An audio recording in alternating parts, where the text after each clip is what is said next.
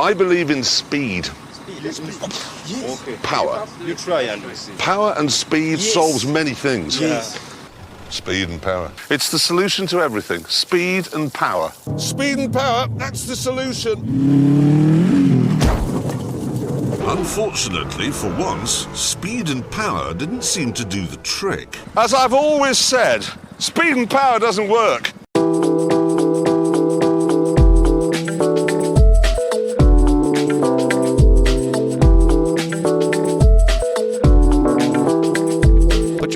Hello and welcome to Lucky Paper Radio. I'm your host, Andy. I am here, as always, with my co-host, Anthony, accomplished mushroom forager Maddox. I'm good at spotting mushrooms, and my brother happens to be a licensed mushroomer, so we're a pretty good team. We can find some good mushrooms. He's actually licensed? Yeah, so he can actually, sell mushrooms to restaurants. And does he do that, or did he get licensed for fun? No, he does a little bit of that. Oh, I didn't know he actually it's more sold. like a hobby, but it makes a hobby justified. I knew that he foraged for himself. I didn't realize he had gone through the licensing process and was actually monetizing this hobby of his. He sure is. But we found all kinds of crazy mushrooms. I was down in Georgia. It was unseasonably warm, and we found oyster mushrooms and lion's mane mushrooms and a whole bunch of things that were not edible that my brother's less interested in identifying. It's very cool to go into the woods and just find a thing you can eat and have it be tasty. I agree. I mean, that's like a very, modern life statement, because that's how, most of humanity was for a long time. But now it's kind of a fun novelty. I mean, food just makes every experience more interesting. And when you can go out in the woods and not just be like, that looks cool, but also that looks cool, and now I'm going to eat it, it's that much more fun.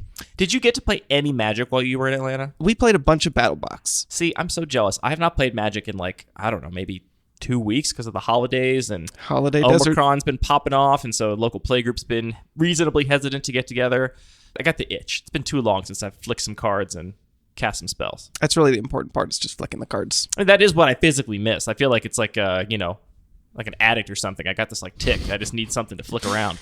We're not talking about Magic as an addiction on this episode, though, Anthony. We are going to be talking about a topic which we are often flirting around, kind of dancing with, but we're just going to be addressing it head on and hopefully semi-canonically. I'd like to be able to refer people to this episode in the future, Anthony, when we talk about this again or people ask about it on the Discord, and that is just power level. The decision of power level when designing a cube environment and how those decisions affect how the cube plays out. Where do you want to start with this, Anthony? I feel like there's a lot of ways we could go. There are a lot of ways we can go with this. I think that what's maybe an interesting way to tackle it, because for so many people, Cube is a way to just play the most powerful cards in history of Magic. The things that are most exciting to them, the things that they are nostalgic for from their favorite formats over the years. And to be able to say, well, we're drafting, but instead of, one rare and a bunch of, commons that I'm not interested in on this draft, commons. It's drafting, but all the cards are good, is the way a lot of people are introduced to Cube, and is the way reasonably a lot of people approach Cube. But I think that then to sort of shift the perspective and say, well, what can we do with the rest of those Magic cards that maybe you threw into the junk drawer? Well, also, you said that all the cards are good, but importantly, good is relative. I think that is true that, pretty universally, I think a good cube design goal is to open a pack and have all the cards be good. But good is relative to the environment. All the good cards could be all very low power if that's the decision you've made for that environment. Right. You could just as easily say, if I want this, booster pack for all the cards to be relevant, you could say, well, let's take out all the commons and replace them with rares. You could also just take out that one rare, and then all the commons potentially still are relevant within that relative scale of power level. I guess maybe it's worth mentioning that I think a decent place to start would be to just acknowledge that I don't even really have a good definition of power level. I think people intuitively understand it. Transparently, a friend of the show, Parker, writes articles for Lucky Paper, has been working for a very long time on a relatively simple article, which is just trying to define what power level is from a cube design perspective. And it's actually really, really difficult to come up with a rock-solid, watertight definition for power level, because it is so relative, right? You can say, oh, this is a very powerful cube, but you can easily imagine some other cube environment that is people would describe as less powerful, where a deck could still beat that other deck because certain cards line up in certain ways or a strategy falls apart or whatever. You have a decent chance of beating a Vintage Cube Storm deck with a retail draft deck if their deck just fizzles and doesn't work. And so it's really hard, I think, to describe what power level even is in the abstract. But I think for the purposes of this conversation, we should just assume that we all have a reasonable shared understanding, even if we can't describe perfectly, logically, what power level is. We all kind of know what we're talking about when we say high and low power level cubes. Yeah, I mean, the details are really, really complicated because of how much context matters. Context. And, that context can be what other cards are present. It could also be that new cards are being printed all the time. So we could say this used to be a powerful card, but now other cards have been printed that have just made it not meaningful in a particular environment. And that's really super critical. But I think that if we get too mired in that, we won't really be able to move past it. So I think I agree. We need to sort of let everyone say, a powerful card when you see it. Right. Another dumb example of this is we've talked about the Degenerate Microcube on this podcast before, which is my attempt to push Magic to the most powerful, most broken extremes with very few exceptions, at least Black Border Magic.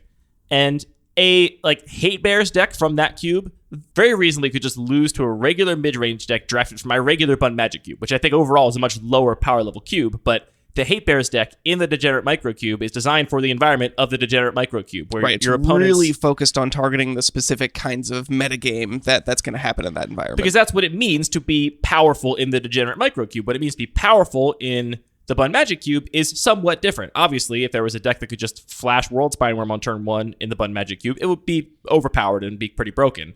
So you need to be able to have a Hate Bears deck that can line up against that and do something.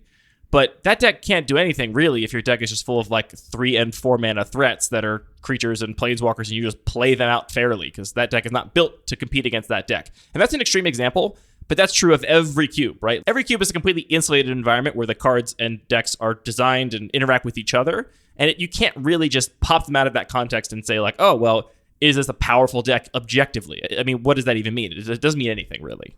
So maybe we should get past that and... Point being, though, I think we can assume for this conversation that people know intuitively what it means to have a powerful cube or a less powerful cube. You've got more powerful cards that are more efficient overall, that just do more for the investment of a card and the mana they cost. Right, and we could think about some strict examples where we could talk about the scale of Open Fire, which is 3 mana to deal 3, then more powerful Lightning version is Lightning Strike. You get it for 2 mana, and then Lightning Bolt, you get it for just 1 mana. So there are areas within Magic where it would be really hard to create a context, and I don't think there's much reason to create a context where Lightning Bolt is actively the worst choice in terms of power level. I mean, of those three. Of those 3. Very hard to imagine that would be the case. And then everybody starts the game with a Chalice of the Void in hand. maybe that'll do it. That's interesting. Chalice of the Void is my partner. There you go. That's a fun format right there. Why don't we just start talking about some of the advantages of playing lower powered cubes? I know your main cube is definitely of the sort of structure of that, or the typical pattern of high powered cubes, in terms of if you have 2 similar options, you have a Lightning Bolt and you have a Open Fire, you're going to probably choose the Lightning Bolt. That's a bad example because I think you specifically don't play Lightning Bolt, but generally... I definitely do play Lightning Bolt. What perfect. are you talking about? Lightning Bolt is one of the reasons... I mean, my main cube is a higher power level, and I've actually been working on rewriting the description of my cube on Cube Cobra because it's gotten a bit dated, and also the way I think about the cube has changed quite a bit. And it's hard to describe what my goals are in the abstract. It's a really difficult challenge, I think, as a designer to really externalize those goals. But in the new description I'm working on, I've basically described that the reason my cube is high power level is for 2 things. 1, there are specific beloved cards I want to play with, one of which is Lightning Bolt. I want to play with Lightning Bolt. And once Lightning Bolt is in your cube, it's either going to be way better than most of the other cards in your cube, or you're running a very powerful cube, because Lightning Bolt is a very powerful card that interacts with lots of different axes of the game, and it's hard to make that card really bad. So cards like Thalia, Snapcaster Mage, Noble Hierarch, Lightning Bolt, Uro, these are all cards I just enjoy playing with. I want an opportunity to draft them and put them in a draft deck, and that's largely dictating my power level. The other thing is a desire to just have a relatively narrow power level band. I obviously could have all those cards with a swath of much lower power level cards, but for various reasons, I don't want to do that. And so those 2 factors kind of pull me to that high power level band. Right. So me, on the other hand, I do curate a much lower powered cube. All the cards are worse than almost every card that's in your cube, and, cards that you would ever consider. I really enjoy that, and I also enjoy designing my battle box and a couple other environments that are definitely playing less powerful cards, but I still get a lot of joy from that. Yeah, you mentioned talking about some of the advantages or disadvantages of designing one way or the other. I think we should acknowledge this is one of many axes you could use to describe a cube, and it is an axis, right? It's a spectrum. There's not just high and low power level cubes. It's not a binary. You can be anywhere along this spectrum. And I think it's even better to think about this spectrum just in the context of your own cube. So if you think about your own cube, the cube you design, the cube you curate, and the relative effects, positive or negative, of making it more or less powerful, that's the context where you should think about these scales. I don't think this is particularly useful for comparing cubes, because yes, I think my cube is more powerful than yours, But that's not meaningful. We're not going to, build 2 sealed decks from different cubes and play them against each other. Although we could. It's not meaningful, but also it's not even. I mean, I think it's true. But can we describe exactly why it's true? I don't know. I mean, I think if you were to just like take random decks from our cubes and line them up, the decks from my cube would probably have a pretty high win rate against yours. But that's like a silly thing to do. It doesn't make any sense. And there are definitely cards in your cube that line up very positively against cards in my cube, and cards in my cube that are designed for a context of my cube that will be really bad against decks in your environment. And it's not quite as extreme as the hate bears from the Degenerate Micro Cube versus a regular like Legacy Cube deck example, but it definitely exists. So I don't think any of this is useful for comparing one cube to another cube, or this thing I see more often than I'd like on like the Cube Discord or the Cube Reddit is somebody posting and like, I'm trying to make the most powerful cube. That is my goal. And it's like, you can have that as a goal if you want, but good luck comparing 2 cube lists that are both playing extremely powerful cards but have a different take on what the environment is and deciding which one's more powerful. It's also going to be hard to get your hands on that many copies of Chancellor of the Dross. Yes, well...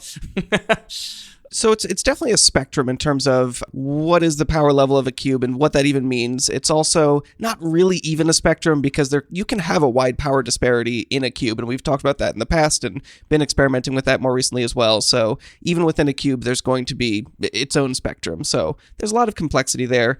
Something else that is really critical is that any point we make about the advantages or disadvantages of high or low powered environments is basically going to be an advantage or a disadvantage depending on what your goals are. Right. You almost can always frame any of them as an advantage or disadvantage, right? Like, people think that, it's an advantage that the high-powered cubes get to play with high-powered cards, but it's also a disadvantage that there's a bunch of cards in Magic's history that are just unplayable to you. So you can contextualize any of these points as positive or negative depending on how you want to slice it. Absolutely.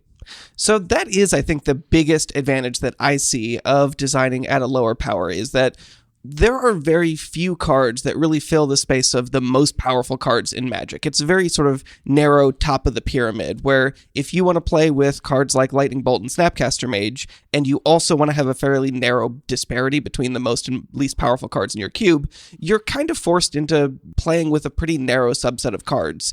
Not to say it's like exactly any cube that is sort of motivated by playing powerful cards is exactly the top 360 or 540 most powerful cards, but you might be choosing from a list that's more like 1,000 or 1,500 cards, which compared to the 22,000 huge breadth of Magic, is a relatively small number. And even within that, a lot of those, sort of quote unquote staple cards you'll see very frequently. So in reality, you're dealing with a fairly small subset of cards.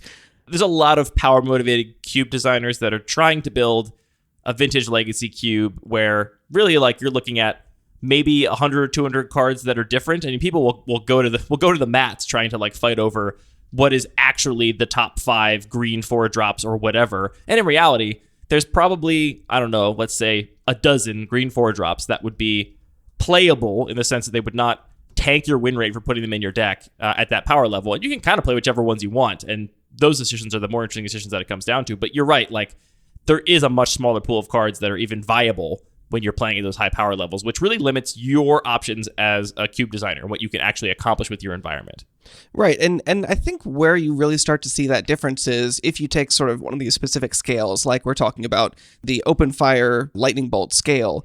There's just one lightning bolt, and then it's a bit of a step down. What's next? Chain lightning, then what do you want to put after that? Now it's a big step down. It's a big step it's down. A big step between chain lightning and the next best one. And this is where context is like again, context. I mean, I don't know. It's impossible to say. Right. On the other hand, if you start looking at the sort of much less efficient iterations, the 2 mana and even like 3 mana burn spells, there are tons and tons of options. Just because these sort of lower powered cards have been both designed for lots of different limited environments where you've had sort of stapled on, here's the burn spell that has proliferate, and here's the burn spell that does divided damage, and here's the burn spell that gives you some card cycling or control over your hand.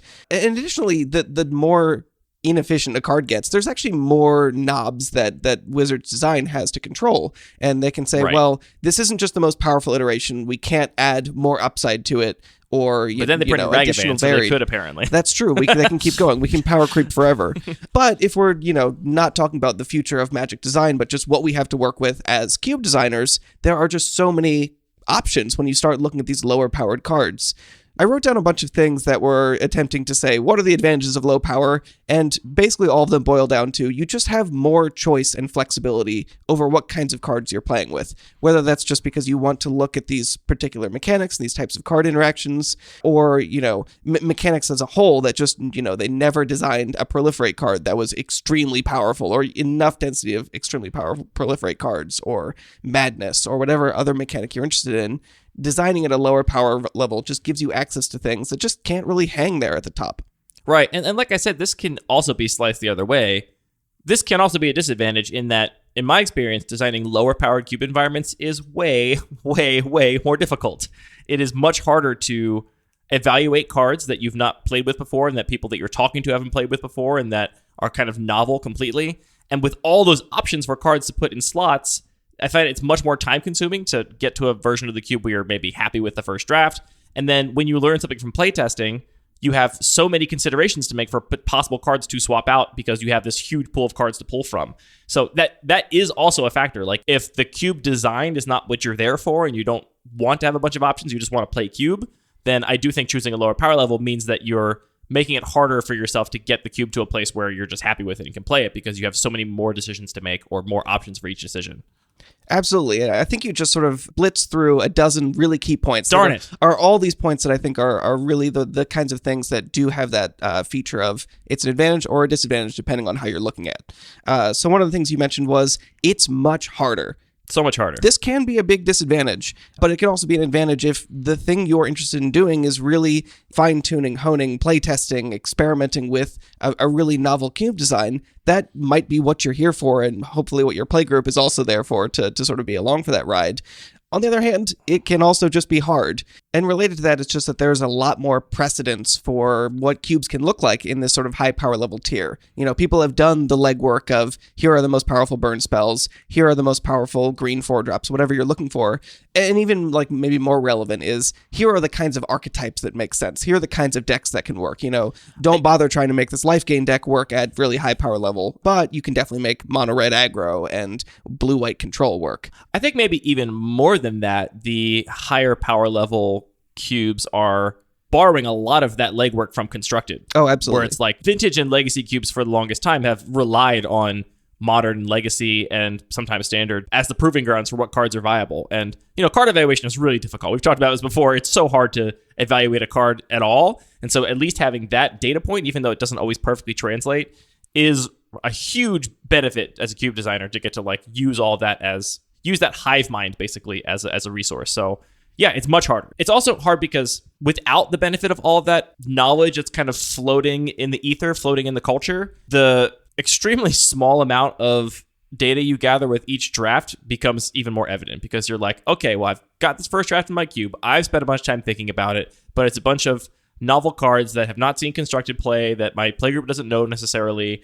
that we're all going to be evaluating for the first time to try and play this first draft of the cube. What comes out of that is not going to be anything even remotely close to like, oh, these decks are powerful, these decks are not powerful, these cards are overpowered or underpowered. You're going to have all of this bias and expectations to disentangle from that. And it takes just a ton of drafts before you're going to have a really good grasp of the environment. I think people feel that way more when they're not playing with those cards that have established paradigms from other kinds of Magic that are played by a lot more people. Right. I mean, critically, it's very much hard to design where you have broader choice, a lot more choice, plus this lack of precedence. You're breaking into new territory potentially. It's also way harder to play because you don't necessarily have those expectations. Harder Not to draft. necessarily harder to play in the long run if you just play that environment as much as you had played Constructed formats or a cube that is borrowing from those precedents. And of course, harder to play doesn't mean that playing it is any less fun because it's harder to play for everybody, theoretically. Yeah. But it does mean that your players are not identifying the powerful strategies as quickly as they would be in an environment they're more familiar with, or that play cards that are more recognizable, or strategies that are more recognizable to them. Another dumb example of this, the Degenerate Microcube is a good touch point for a lot of these things, because it is a very novel environment. Not low power novel, but very novel. And for the longest time, Ensnaring Bridge and Oko were both in the cube. And no one ever thought to combine them. Nobody that was playtesting the cube ever thought, hey, this is an interesting combination. I just kind of win the game if I resolve these two and counter anything that's not a creature. And at some point, some players did realize it was a thing. And then that became a kind of dominant strategy in the environment. And now that completely changes how people draft and play the cube. And that was always true. It's just that the players didn't realize it yet. And that can be true of all different layers of decisions and interactions in any kind of cube environment. Right, and that's a big part of what we were talking about last week, that one of the actual draws to Cube for both of us is this opportunity for novelty and opportunity to sort of solve a brand new, fresh metagame that hasn't been trodden before. So I think that for many Cube players, that'll be the case as well, where if your play group is into, we want to try something that's totally novel, we want to play with cards we haven't seen before, interactions we haven't seen before, and really push our experience of mastering a brand new environment. Low power is one way to create that kind of novelty. On the other hand, it can also be a disadvantage if players just like to play with the kinds of things they're familiar with. They want to be able to which everyone does, whether they admit it or not. Absolutely. So there's always a degree of how much familiarity and how much novelty do you want so that you can feel like you have a plan, like you know what you're doing, but still feel like you're learning and growing as a player. This is one of the areas where I think Magic is just such a fantastic game. It really is a game system where you lean on a bunch of foreknowledge that all of your players have about the game, about how it works, about how to play, in order to craft this new game, which is your cube, basically. You could tell me that, hey, here's a great game that is the greatest game in the world. It's 10 times better than Magic. It's going to take you 3 or 4 months of like playing a lot to like really appreciate it and understand it and get into it. I'm just not going to do it. I like Magic. I'm going to play Magic instead. You have to like make the case for a certain amount of novelty and balancing that with a certain amount of familiarity to make an environment that's all welcoming and exciting for people to play. And it's total novelty for most people is not the most exciting thing. And with Magic, we very rarely get total novelty, but there's a spectrum you can basically have access to as a cube designer, and that does really affect how people play your cube, and how people play your cube affects how you think about your cube, because that's what you saw be successful or whatever. The irregular cube, which we played a few weeks ago and talked about on the show, I drafted that Sapperling deck, which I ended up in kind of accidentally because I was in black-green and everyone else didn't take any of the Sapperling cards at all, and I wheeled them all at the table. But I showed that deck. It was very good, which I had no idea it was when I drafted it. I had no clue if that was a good deck when I drafted it, because I had never played the environment before. Ended up doing quite well. The engine proved to be very potent.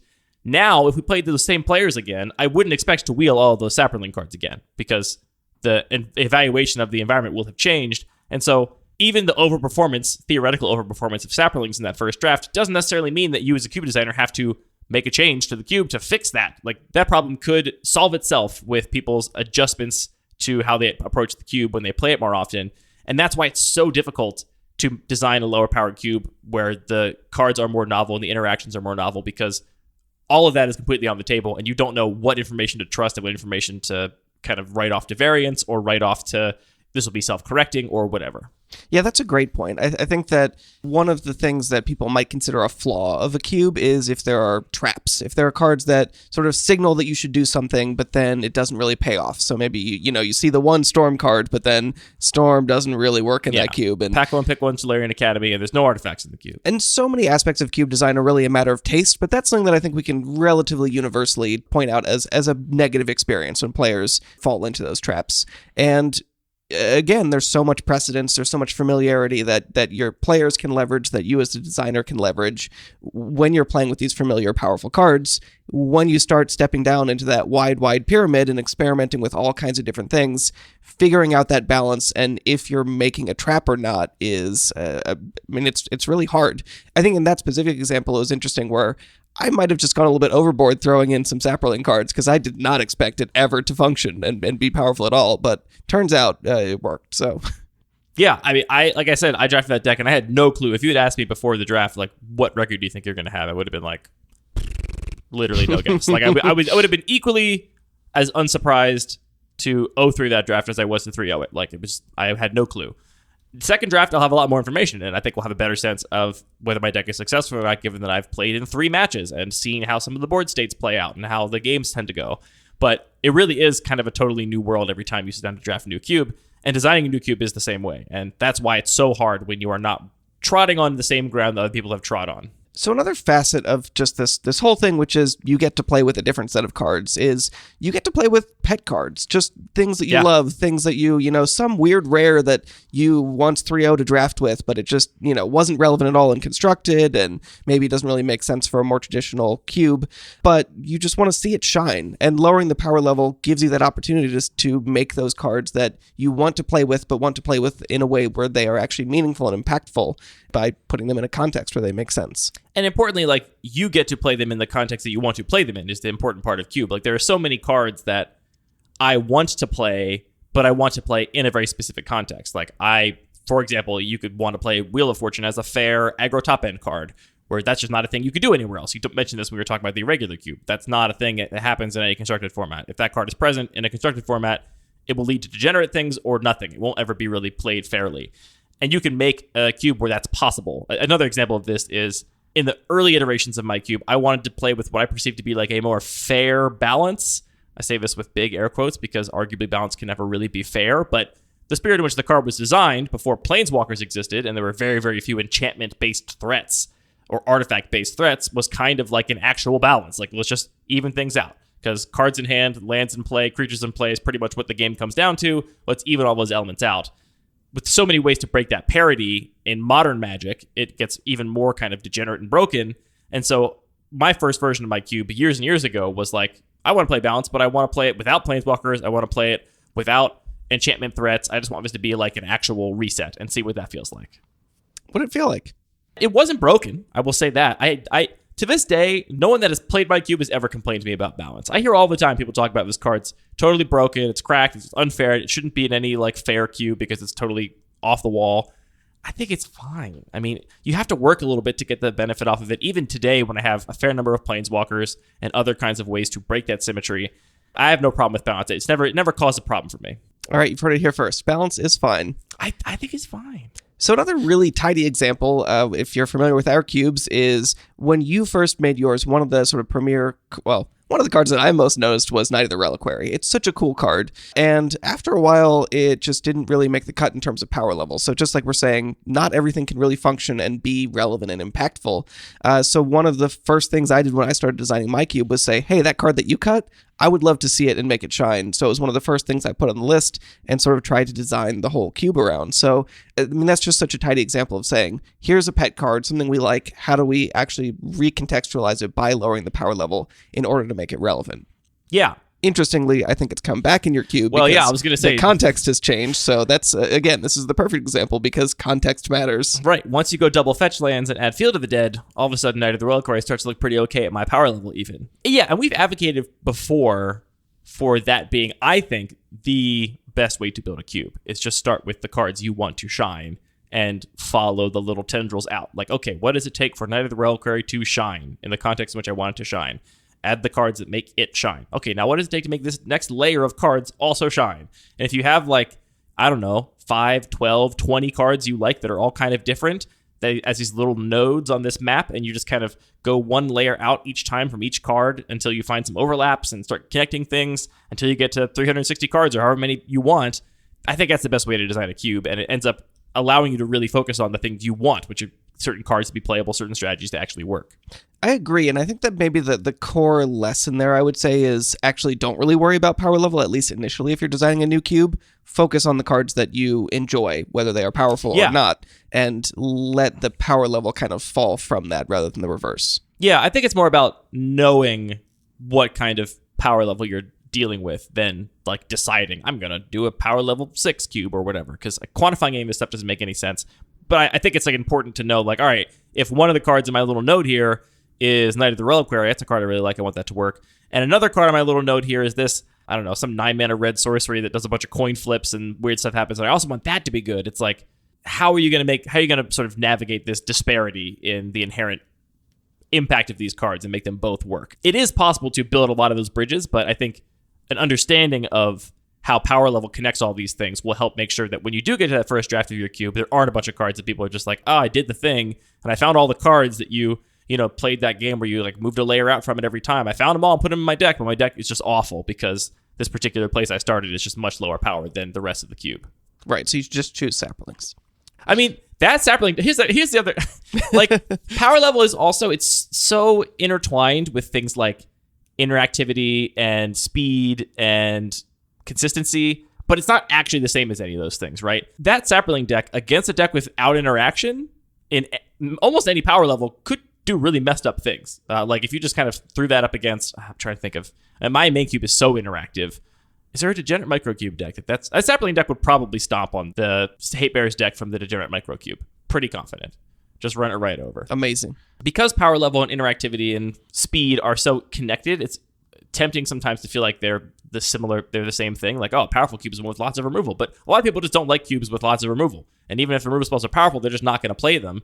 And as soon as you make even a slight change of evaluation like that, it totally changes how all the other cards have to be evaluated, because someone that is making a power motivated cube that does run the most powerful removal, then their threats have to relate to the density and types and effectiveness and efficiency of that removal. And as soon as you get rid of that removal, you can play a lot of threats or things that otherwise wouldn't be playable. And so there's this constant like back and forth dance, which makes it hard to, again, pin down, okay, here's a really powerful cube with the best threats and tons of very proactive decks, but very little interaction.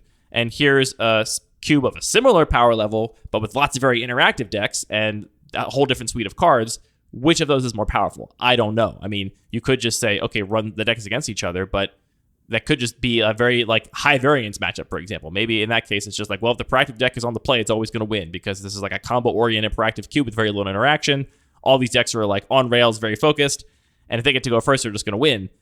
In that case, which is more powerful? You can't say. Yeah, you've brought up a couple terms that I think are related to power level, but I think a little bit more concrete, actually. And for sure, yeah. I think power level is one of the least concrete among them. Right. So interactivity being one of them, just how much can you stop your opponent from doing stuff? Like that is a thing that a lot of powerful cards are that, because it's just powerful to stop your opponent from doing what they're doing. You can actually essentially gain card advantage by interacting with part of your opponent's plan, so the other part of their plan isn't really meaningful anymore. And we didn't say it was explicitly, but like Cube is the only place where you can have these kind of conversations. Because in Constructed, you don't get to decide like, oh, do I like interactivity? You have to play the most powerful strategies, and they're either going to be interactive or they're not. Like Legacy is a much more interactive format, in my opinion, than something like Modern.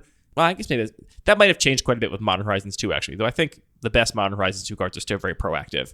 But you don't really get to decide, oh, I want to like, you can obviously play a deck that's on the more interactive or less interactive side of the spectrum based on your preferences, but you don't get to decide how you want a format to be. If the format's got Force of Will, it's going to be a Force of Will format. It's just kind of how it's going to go, or Brainstorm.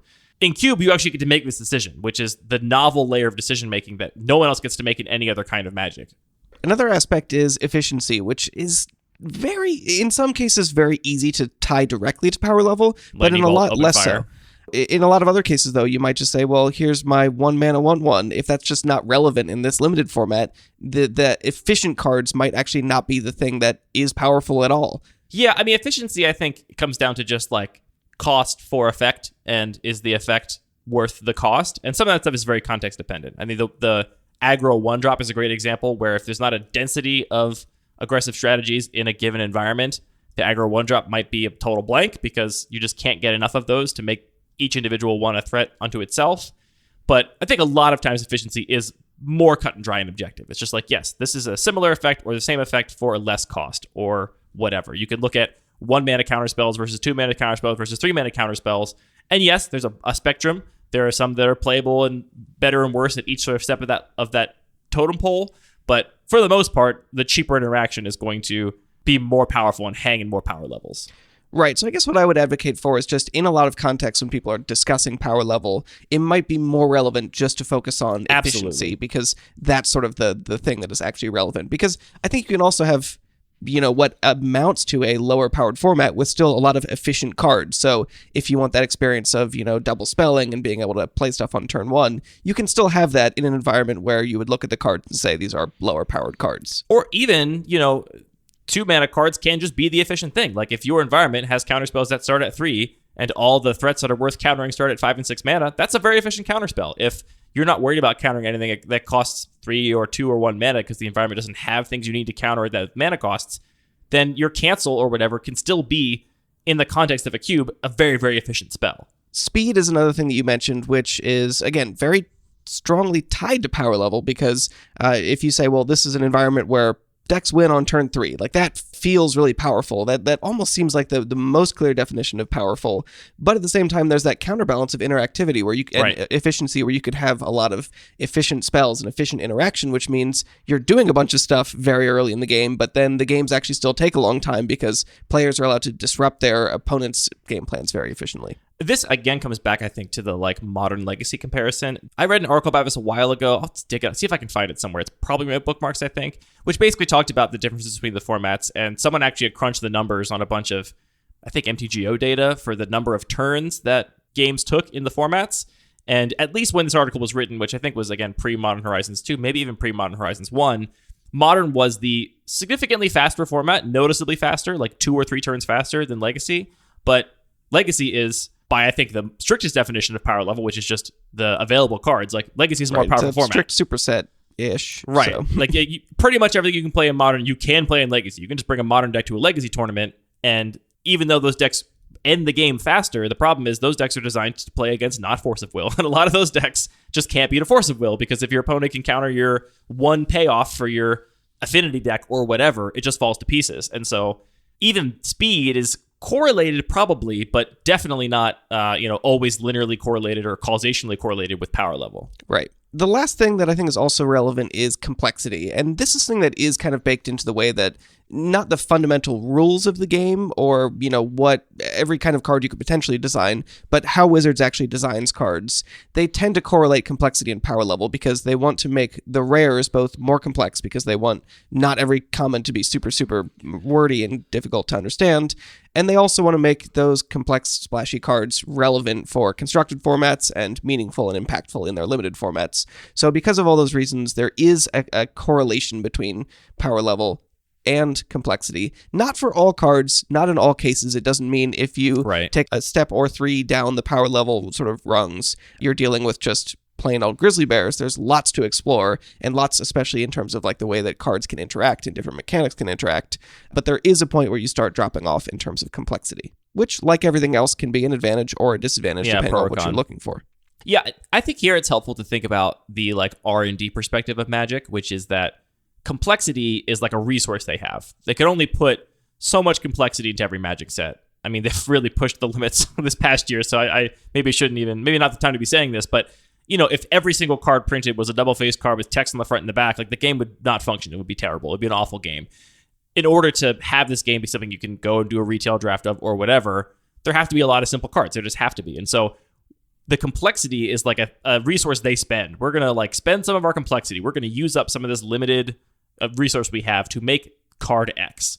And the power level is kind of the payoff, right? Like they're not going to spend all that complexity on card X if card X is not going to be relevant in any constructed format, right? That would be kind of a dud of a card if they printed something that, like if the card is no good in Commander, it's no good in retail draft, it doesn't do anything in Modern or Standard or Legacy, and it's a really complicated card. What is it for? And that's something we know that R&D thinks about a lot. Every card being for some players and not all players. But when you start looking at that complexity versus like the power level payoff math, like it does correlate. Like the complex cards are going to be pound for pound more powerful than the less complex cards. That's actually something that I think about a lot and actually treat simplicity as an asset in my main cube, because I know that a lot of the players that are drafting it are going to be more familiar. They'll tell you everything that what's a very complicated card that is very popular. They'll tell you everything that Valky can do, but they've never looked at Death Spore Thallid? They've never read Death Spore Thallid before, so even though Death Spore Thallid's a little bit complicated, perfect. If players have to read every single card and they're all super complicated, that's, like you said, not going to be a good game of Magic. It's going to be very tedious and boring. So I think that actually the fact that if you're stepping down in power level and you're doing something relatively novel, the fact that the cards potentially are also somewhat simpler can actually be a pretty big advantage. I would say my like ideal kind of cube design is one where simple cards are combined in complex novel ways. Like I want the game pieces individually to be simple. Like Lightning Bolt is a great example. It's an iconic Magic card. Everyone knows it. But it does a lot of different stuff. Like it can say kill your opponent. It can say kill a creature. It can say kill a planeswalker. It can say kill a creature, but only if they block in a certain way. It can, do all these different modal things for a very simple line of rules text, which that to me is like the paradigm. That's the perfect kind of card. Yeah, I mean, like we talked about last week, I want to make most of my cubes as accessible as possible, and I think that's the perfect way. That's the sweet spot where you get maximum accessibility while raising that mastery ceiling, is when you can read the cards and know what it does, but there's this huge ceiling in understanding all the interactions that makes it really interesting and complex in a way that doesn't feel complex when you're approaching it for the first time. Are we going to talk about expectations? Is that on your list here? I think expectations is a big one. Because I think all of everything we've said so far is like true in two ways. It's true in one way where it's like if you were to do all the math and figure it all out and like play a bunch of drafts, like these things matter in like an objective sense. But they also matter in a completely different way in a like perception and expectation sense. Like if your cube is perceived to be complicated, but is actually simple in some way you can objectively demonstrate, that doesn't matter. It's perceived to be complicated.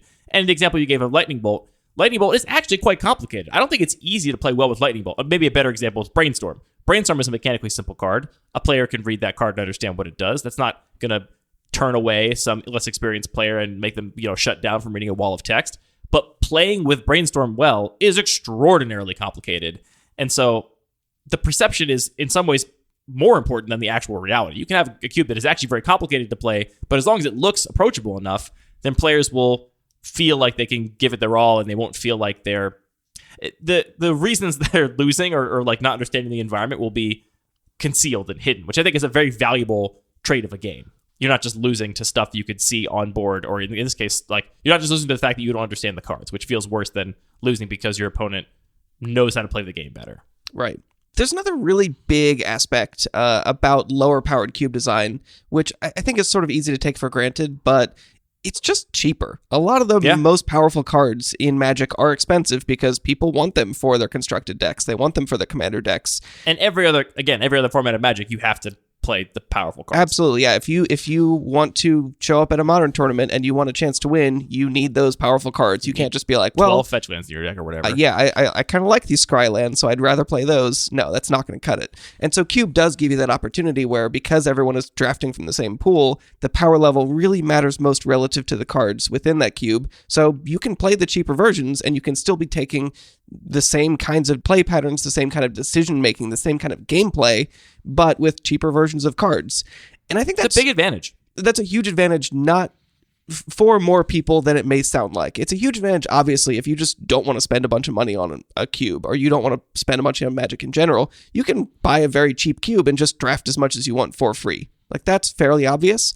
But I think it's also a huge asset, even to very enfranchised Magic players. I love having a low-powered cube that just happens to be relatively cheap, and I will choose the cheaper version of a card if two things are similar enough. It's not, the more expensive version isn't meaningfully adding to the gameplay, because I love just taking it to the local game store, just like throwing it in my bag and not worrying about this huge, expensive, very precious thing. Or, I take it to the bar or whatever I'm doing with it. Having it just be something that feels portable is just it just makes me enjoy the game so much more. Ever since seeing that extremely heavily played and damaged unsleeved Gonti EDH deck that made the rounds a few months ago, I've been wondering about the idea of having a heavily played cube that you just play unsleeved. All the cards are totally trashed, and that's just the theme of the cube is everything's disgusting. That would be really portable also in a literal sense, because sleeves take up a lot of space. They do. They take up a lot of space. It's really true. So you could get that entire cube into one BCW card box very easily with lands and tokens and everything. It's also great because it just lets you make changes easier. If you are on a budget and you're not trying to, every time I make a change to the cube, I need to buy the latest $80 Mythic from some supplemental set, you can just swap it out pretty casually because it doesn't take a lot of financial burden to make big changes. I mean, or similar related to that is you can just build multiple cubes on the same budget if you're interested in just exploring more things. So I think there's all these sort of side advantages to whatever your budget is. Having a cheaper cube gives you a lot of flexibility. Yeah. We don't end up talking a lot about budget on this show just because I feel like everybody's at a very different place with it. And so it's hard to make any overall useful statements about it. And also we're known for, if not encouraging, at least to just acknowledging that proxies are a thing when you're playing Cube. You're not playing at a competitively sanctioned event. So you can, have versions of cards that you don't have to pay a gazillion dollars for. Some people play digitally, and so that's not even a factor at all. But certainly, it's definitely worth acknowledging that if you are playing in paper and you want authentic versions of cards, then making a conscious decision to play at a lower power level will allow you to build, like you said, more cubes or just have more flexibility with the cubes you are designing than at a higher power level. And I do really just want to underscore that I think that a lot of people will say as an entry-level cube, you could do this budget thing. I think that I want to always push away from that and say doesn't have to be the beginner cube that is the cheap cube. There are lots of cards that are just not expensive because literally the second or third worst option or second or third best option for a particular slot in the formats that are driving prices. So even just lowering the power level a little bit can really give you the same gameplay experiences, and to a person who's really trying to be a spike, trying to solve that format can be just as rewarding, and you don't have to be influenced by those other formats. There are so many subtle forces that we have to push against to try and... I agree with you completely. Like, there's no reason that a cheaper, lower-powered cube should be entry-level at all, but there are so many weird assumptions that we're pushing up against there. One of them is just that in most things in the world, the cheaper one is the entry-level one, because if you're getting a boat or you're getting whatever your hobby is, right? If it's meaningfully worse when you're paying for the cheaper version of it, but that's not the case with a game like this. If the cheaper version could be the better version, they're just not going to make the worse, more expensive version. So that's why everything else is. Did I say that in a way that the words were in the right order? I think people get it. Okay, I don't know. great. Well, if not, maybe I'll cut it up and move the words around. With Magic, like, these are things that don't have intrinsic value. Like, a power isn't worth more money. I mean, it is a constructed Magic, which is what dictates the values of a lot of these cards in the secondary market. Right. But if you're talking about a cube, you are intentionally extricating yourself from that entire thing. And there's absolutely no reason why your very low budget entry level cube can't be the greatest cube ever in terms of how well curated it is, how well balanced it is, how well it realizes your goals. You can have all the same things realized. And so I think that's honestly one of the big things. It has nothing to do with Magic at all. It's just that in the world, the cheaper version is usually much worse. And so there's this perception people have where it's like, oh yeah, sure, I can get the starter cube from Card Kingdom, but it says starter right on it. It's a starter cube. It's not meant for somebody that is really invested in this or wants to do it right or whatever, when that's not the case at all. But I don't love that particular cube. I wasn't advocating for the Card Kingdom starter cube, but those things are not correlated in this way. I think there's also a big correlation, because if you look at the enfranchised player that's playing Vintage and Legacy, they have the expensive cards, and you're the new person who just bought your starter deck. And let's be real, if you play a bunch of Magic, you are eventually going to acquire more expensive cards. That just kind of happens to pretty much everybody. It's going to happen. It's unavoidable. I mean, I was thinking the other day about how I remember very distinctly going through specific barriers. Like when I first started playing Magic, I was like, okay, this is cool. I'm just going to play with whatever cards I have on hand. Then when I first ordered a single, I was like, well, that's a big moment. That's a big step where it's like, I'm going to order a single card or, a batch of single cards from the internet. And you're like, okay, now I can just buy whatever I want. But you're like, but I'm never going to spend. I remember I had a little conversation with myself where I was like, I'm never going to spend more than $5 on a card. Mm-hmm. Like $5 is a reasonable. That's the first barrier. $5 is a reasonable barrier. And then you're like, well, this one's only $7 or $8. And you're like, what's the difference of $3? And that just kind of happens. The more invested you get in the game, it seems silly to say, but obviously the more invested you are in the game, the more financially value invested. Well, financially, the more value the game pieces have to you, right? Like, even if I had $1 bazillion million, I was probably not, my first 2 weeks of playing Magic, just going to start buying up foil Snapcaster Mages or whatever, because it had no meaning to me at that point, because I was not that invested in the game. The more you love the game, the more you play the game, the more you get engaged with it, then the more actually emotionally valuable the cards are to you, and the more a lot of people could justify spending more money on them. So I do think that as you play more and more and more, get more and more invested, it is going to be correlated. I think most people that are at the point where they're designing cubes right now have a decent collection, probably. Or, they play online, which is an entirely another option. There's a lot of people that just don't have any cards and they play online and still are designing cubes. I don't know how we got to this point. What are you talking I think about? that just creates that impression that if you are the thing that is more serious is the more expensive cards. I think that you can take this sort of spike mentality. You can take any kind of what do you enjoy about the game and what do you enjoy about cube design, and do it in a cheaper way for probably not giving up very much. I think we should talk about what you are giving up, because this touches on this idea, which. So I think that the point you're about to say is just that I feel like from a game design perspective, we could just add a mana to everything. You just, do things on turn 2 instead of turn 1. And we're playing the same game. You can literally be making the same sequence of decisions. And yet, people like more powerful cards more. People do, and I'm among them, and I'm trying to figure out why, because it's like a thing I can't reconcile within myself. Because I fundamentally agree with you, right? Your point of it does not matter what the things cost. You could still say, all right, here's the list of decisions each player is going to make in order in this game, right? It's going to be, do I play this card A or card B on the first turn of the game in which I can play either of these cards? Do I remove this thing or play this other card? And you could line up those decisions and say, okay, either... Maybe we say we add one decision, which is you played one more land before all those other decisions. Right, so we do all of that and then just say, okay, well, does it matter if these decisions are made in the 4 turns that the game happens, because we're playing in an extremely high power level, things are very efficient, and from turn 1 I get to make all these decisions, or if this happens over 20 turns, because all my removal is 3 mana, all my threats are 4 and 5 mana, and I'm still making the actual same sequence of decisions, but just over a longer time period. Not even necessarily a longer time period, right? Like those first 4 turns of that game could be 35 minutes, and you could go through the 20 turns of the other game in 15 minutes, because you're just passing a turn playing lands. You have no other options if you're playing in that other environment. Like, I fundamentally agree with you. However, I feel I want to play at a higher power level, and I feel like this is fairly universal, at least among Magic players, because the best example I can point to of this, which I know you saw me mention in the Discord, is that your Turbo Cube, I feel like, was pretty universally like beloved as soon as people played it. Like, they were like, "Oh, this is awesome! I love this." People are always excited to play the Turbo Cube. I'm among them. It's really fun. Now, if we actually cut apart the Turbo Cube and like talk about it in like game design terms, is it interactive? Not very. I mean, kind of, but much less interactive, I would say, than my cube or your regular cube, which are environments that I really like interactivity. I think it's a thing I would say I like about Magic, but it's not super interactive. It really just took a bunch of cards and made them very powerful. And I think a lot of the joy from playing that cube just comes from, I did a powerful thing, which is absurd because, to your point, it's all relevant. And like you kind of designed that cube a little bit as like an example of, see, look, power doesn't matter. Look, I made these cards more powerful and it's all the same.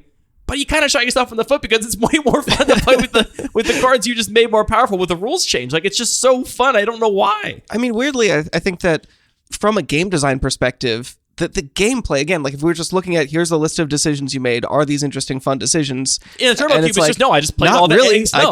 I just did all my things and I lost on turn 2 and I didn't really have an opportunity to interact with my opponent. A lot of games are like that, but it's still fun. Is it just that we're all like actually secret Timmies, but we don't want to admit it, and just doing the, turn 1 storm is the pinnacle that we all want to feel? Okay, so look, I think part of it is that we all have played a lot of Magic, and there is True. something about it being a familiar context, a game of Magic, but you are doing these unfamiliar, otherworldly, powerful things. I think if you took a person that didn't know how to play Magic and you sat them down and taught them just enough to play the Button Magic Cube and just enough to play the Turbo Cube, or take an even more drastic example, just enough to play Retail Limited and just enough to play the Turbo Cube, that person's going to be like, this Turbo Cube sucks. What the is this? I mean, you say that, but exactly that happened. And he was sitting next to me. He's like, oh man, I kept telling myself, I hate this. This is not the kind of Magic I like. I'm not enjoying this. I don't understand anything. But I know I'm lying. And he ended up having a blast. Who was this? I'll edit out the name. He's not new to Magic, though. I mean, newer than a lot of other people in the group. Okay, you want to talk about somebody really new? I mean, really new to Magic. Okay. Because if you know Magic, and I think like if you've played a bunch of EDH, for example, or maybe you're totally new to like competitive 1v1 Magic. Maybe you've mostly played EDH or something. I think EDH is a pretty different game. And so like there are a lot of different touch points and expectations there. But just the idea of like how Magic is structured, how turns work, that you draw a card every turn, these like fundamental things that actually don't scale, right? Like no matter what power level you're playing at, you get to play 1 land a turn, you get to draw 1 card a turn. These things are, and like, mana is mana, right? And so like those things are kind of fixed and kind of atomic, and being able to do something objectively powerful in the context of those things. Like, it's only turn 1, I only have 2 mana, but look at everything I did, right? Like that, I think, is a thrill for somebody that has any baked in expectations around what those things usually mean. I think if you have somebody who has no expectations around what a turn is, how much can happen in a turn, how many turns a game lasts, what it means to draw a card, and just try to teach them the game through the Turbo Cube, I think it'd be awful. I think terrible. I genuinely think they'd be like, this is not a good game. I don't like it. What are we doing? That is only fun in the context of people with those set expectations. And so I think a lot of it really just comes down to, I think a lot of people probably don't want to admit about themselves, which is just that it's fun to do the powerful thing. And even if the powerful thing is relatively not any more powerful than it would be in some other, like, the power is relative in a cube, right? But it's not relative in your experience of the game. Because we've played... That's, I think, a good way to put it. Because we've played Magic in all different contexts. We've played Retail Draft, we've played EDH, we've played cubes of all different power levels, we've played some constructed. There is an objective power level across all of that Magic we've played. In each cube, it's relative, but you're still sitting there saying, well, it's turn 4, I've done nothing. And even though your opponent's also done nothing on turn 4 and the cube is perfectly in balance, something just feels kind of bad about that. And I think that's a big part of what pulls people towards the higher power levels, is like getting to do the powerful thing just feels good. And I think that's what people like the Turbo Cube. It's like, look, it's turn 3 and look what I've done. You know, The game better be over by turn 3. I also I don't know if you saw this. You probably did. On the Lucky Paper Twitter account, I ran a poll a few days ago because I was thinking about this topic. I knew we were going to talk about it at some point in the show. And I asked, what feels worse? Losing because your deck is bad or losing because your opponent's deck is really good? It's a small sample size, and obviously, I know which way it's going to go. I'm going to guess it went that way by 95%. 83 to 17%. More people said that they didn't like losing feeling that their deck was bad. They would much rather lose feeling that their opponent's deck is great, which is how I expected it to go. And is kind of, I think, a little bit at odds with like the inherently spiky mentality, right? Like if you lost because of something you did wrong or your deck being bad, that feels like it's something you have more control over and more opportunities for growth and improvement than just losing because your opponent's deck was good.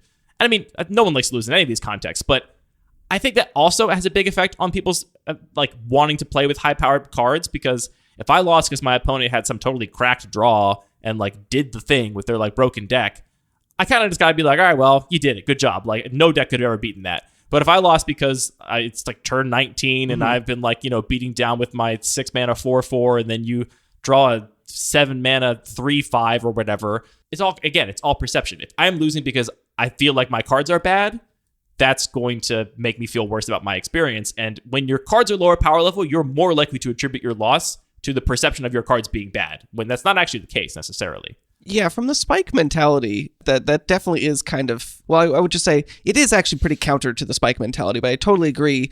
It almost feels better to say like, oh, I didn't have a choice. Like they stormed off turn 1. I had no control. Yeah. I had no control. Their deck where is just better than mine. You should be more appreciative of the moments where you can say, I did have control and I can do better next time. Like that would be the ultimate, well, one sort of aspect of the spike mentality. I think that a lot of it is just like, it's very hard to see the forest or the trees. It's very hard to see anything. When your eyes are closed and you're playing It's hard to see both of them at the same time. Like what matters is how a particular tree works in a particular forest, and saying, well, here I have the tallest tree. This is great. But then you go to another forest and you're like, I might still have the tallest tree, but it sucks. It's a shitty tree. But all the other trees are smaller. Doesn't matter. You still have the best one. But you're taking your perspective from the other forests you've seen. So it doesn't feel as good to have the best one when you've already seen something better. Yeah, it's true. Which is a little bit illogical. Like you should be able to say, like, it doesn't matter. I'm still just winning within this context. But it does change your experience. Yeah, it's a very real effect. The other analogy I always come back to is just like the racing analogy, because I don't know much about racing. I actually used to when I was a kid. I was really into car racing and motorcycle racing. Yeah, like, some kind of speed racing. And in all of these structures, as I understand it, like the way you basically become a race car driver in any kind of race car is that you start on slower cars and you work your way up. And if you're a good driver, you get, recognized and then like sort of ferried up the system, and you get faster and faster and faster cars until the highest peaks of racing, the drivers that get paid the most, that are like doing the best, racing, the power optimized racing, are the ones that are going the fastest. I have no clue if there's any argument to be made that everybody going faster makes the race better, right? Like it doesn't actually mean, I mean, theoretically there could be something there with like reaction time and, like having smaller windows to like make the right movements and adjustments and decisions. And maybe that's one of the skills of being a race car driver. And so that would make sense. It kind of makes sense, but I also would totally believe an argument if someone told me, actually, the best racing happens 3 steps down for whatever reason. Like these actually slower cars is where you can do more interesting racing, but no one appreciates it because all the spectators want to see the fastest cars. All the sponsors want to sponsor the fastest cars. And so it's a weird thing that, obviously as humans, we just want to go fast, right? Like the human nature is like, how fast can we go? How fast can we race? Is that human nature? I think it absolutely is human nature. Yeah. Okay. To push limits and like, find the limits of things. Absolutely. Okay. I'll buy that for sure. Yeah. So it's like, I mean, how fast can we race? I don't know. Let's find out. And I think right now, generally we're kind of racing at the limits of like what we perceive to be acceptable human safety. People still die in races all the time, but we've decided that's okay. And we can make things a little faster, but we decided that was maybe a little too dangerous and, being a little too uncaring with human life. That analogy kind of feels right to me here too, where it's like, is Formula One the best way to race? I don't know. People say it is because that's what everyone knows, but there's also many other layers of racing below that where you're doing the exact same thing. It's the exact same skills and applied in just a slightly different context where everybody else is, again, on this equal playing field. And there's no reason why any one is objectively better than the other when it comes to the actual driving itself, right? Like a good race car driver is going to be a great go-kart driver too, right? Like it's I would hope so. It's the same skill set, just, applied in a different context. The stakes are just higher. And if you're playing a game where it's like, oh, if I don't keep up the counterspell this turn, if my opponent has the thing, they're going to win the game. It's not like, oh, I'm going to lose a small amount of advantage. But like that can also be true with your cancel on turn 6, right? And like it might not, again, perception. But it feels higher stakes Perception, to say, right. It's turn 2. This game could end now. Versus, well, this game is going to be a little slower. I'm going to lose some value, but I might have multiple turns to regain that value. I think that's great. I love that kind of magic. But I think a lot of times it's concealing like you actually lost when the thing resolved, but then that's fair, you have to play 12 more turns because maybe you didn't lose, but you actually lost, Fair enough. Where do we wrap this up? We've kind of predictably been all over the place. I'm not sure we got the canonical episode I was dreaming of. This is, maybe a little bit more meandering. We'll keep iterating. So I would just say to all you great cube designers, there's a ton of exciting, interesting space to explore in lower powered cube design, where there's just all kinds of cards you can play with that don't really make sense in other contexts. And especially, as we've been talking about, if you are the kind of person that is interested in sort of looking at formats holistically and seeing how do you solve an entire format, not just can I do thing X, or even if you just want to do thing X and make a context where that is powerful, there's a ton of options. There are some limitations in terms of players and designers may struggle because there's a lot of novelty, which is challenging. There's a lot of just unfamiliarity, which can make the game not what you're looking for. And there is also this weird sort of player expectation and perception of it being more fun to do the most powerful thing. And that's going to be different next year when they print the new most powerful thing. But there's still a lot of space to explore and fun to be had. As we said, we can cut everything two ways. Here's what I think, Anthony. I think a lot of this just comes from the fact that, capitalism, America, number go up. We want big, high number. So I think the fact that it's called high and low power, right off the bat makes it sound like, okay, well, low power is obviously worse. Right. I mean, there's a huge conflation from every other way you would play Magic. You would look at two cards and say, this is the better card. Right. Because the higher power card is better in better construction game piece adds more fun decisions. It just means more effective, increases your win rate the most, but you can't increase the win rate of a cube. That doesn't make sense. So what we need to do is need to get all of our listeners to start referring to high-powered cubes as small or low card pool cubes. And small cubes. like small card pool or small what's a word for like the pool of cards that are like viable in that power level? Card pool sounds like the cube itself is smaller. I mean, even our metaphor of the pyramid, we've put the powerful things at the top. It's so hard the way we use space. I'm just saying, if we can get people to start calling those cubes like small opportunity cubes, and call lower power cubes like big opportunity cubes. I just gonna go on the Reddit and post my draft mine, I'll draft yours. This is my 360 small opportunity cube. I don't think that's it, but I like where you're going. It's got to play with the language. I got to get people to start using positive big words to describe. I don't want to say low power cubes, but big opportunity cubes. I don't know. Thanks for listening to our podcast about linguistic relativity and epistemology, where we have once again used Magic the Gathering as a framing device to discuss such topics. You can do the outro? Do the outro. This is great. Keep going. No, that was it. No, do it. Come on. You got to do the rest. I don't know what else there is. Yes, you do. You've heard it. You've heard me do it 85 times. I just looking at. You just check out. You don't even listen when I'm doing the outro. All of our music is produced. All of our music is produced by DJ James Nasty. All of the listening is done by you. That's kind of an older one, but yeah, it still works. The magics are made by Wizards of the Coast. Are there any more details? No. That's stressful. You thank me. Oh, thanks for listening to... Thanks for talking about Magic with me, Andy. Thanks for listening to me talk about things with you for a while. Thanks for talking to me, listening. Thanks for doing that outro, Anthony. That was something.